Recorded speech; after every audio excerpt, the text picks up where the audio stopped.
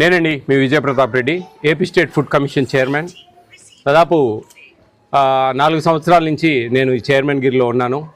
ఇక్కడ మన అనకాపల్లి జిల్లాకు సంబంధించి యలమంచిలి నియోజకవర్గంలో ఈరోజు పర్యటించడం జరుగుతూ ఉంది. ఈరోజు పొద్దుటి నుంచి దాదాపు ఒక 4-5 అంగన్వాడీ సెంటర్సు, అలాగే స్కూల్సు, అలాగే రేషన్ షాప్స్ చూడడం జరిగింది. సాటిస్ఫాక్టరీగా ఉందండి, పర్లేదు, అందరికీ అన్నీ కూడా బాగానే ఉన్నాయి. కొంచెము గడ్డెపాలెంలో కొద్దిగా ఎక్స్పైర్ డేట్ ఉన్నాయి, అందువేళ చూస్తూ వచ్చాము. అంగన్వాడీ సెంటర్లో కొంచెం వాళ్ళకు వార్న్ చేసి కొంచెం మెమోస్ ఇమ్మని చెప్పి పీడీ గారికి రికమెండ్ చేయడం జరిగింది. ఇది పేద బడుగు బలహీన వర్గాలకు ఇచ్చే ఫ్రీ భోజనాలు అండి, ఉచిత భోజనాలు, ఫ్రీగా మనం ఇచ్చే భోజనాలు. ఆ ఫ్రీ భోజనాలను వాళ్లకు సంపూర్ణంగా మెనూ ప్రకారం డివేట్ కాకుండా ఏమి ప్రభుత్వం కేటాయించిందో అవి వాళ్ళకి చేర్చమనేదే ఏపీ స్టేట్ ఫుడ్ కమిషన్ పర్యవేక్షణ.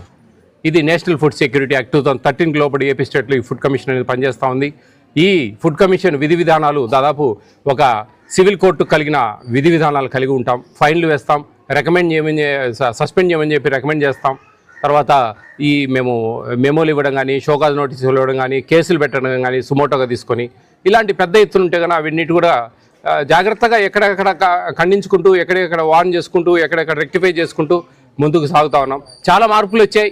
గతంలో నేను చేరిన 4 ఏళ్ల క్రితంకు ఇప్పటికీ చాలా తేడాలు కనిపిస్తూ ఉన్నాయి. నాకు చాలా హ్యాపీగా ఉంది వాస్తవంగా. మొదట్లో వచ్చినప్పుడు చాలా గందరగోళంగా ఉండేది. ఈ ఫోర్టిఫైడ్ కెనల్స్ కలుపుతాం ఈ బియ్యంలో, అవన్నీ గంజి ఓర్చడము, టెస్టులు పోసుకోవాలి, ఇవన్నీ తెలియకపోవడం. ఇప్పుడు అందరూ కూడా ఒక ఐడియాకి వచ్చేసారు.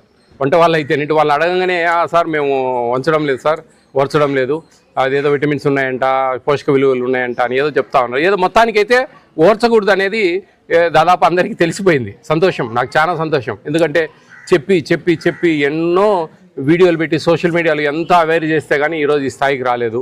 ఎందుకంటే ప్రభుత్వం కూడా అడ్వర్టైజ్ చేయాలి బాగా, కానీ ఈ అధికారులకు చెప్తారు, అధికారులు కొంతమందికి చెప్పక ఎంఈఓలు పట్టించుకోక, హెడ్ మాస్టర్లు దాన్ని అబ్జర్వ్ చేయక, అట్లా అంగన్వాడీ సెంటర్స్లో సూపర్వైజర్ల పర్యవేక్షణ సరిగా లేకపోవడము, ఎక్స్పైర్ డేట్స్ ఉండడము, ఇవన్నీ జరుగుతూ ఉన్నాయండి.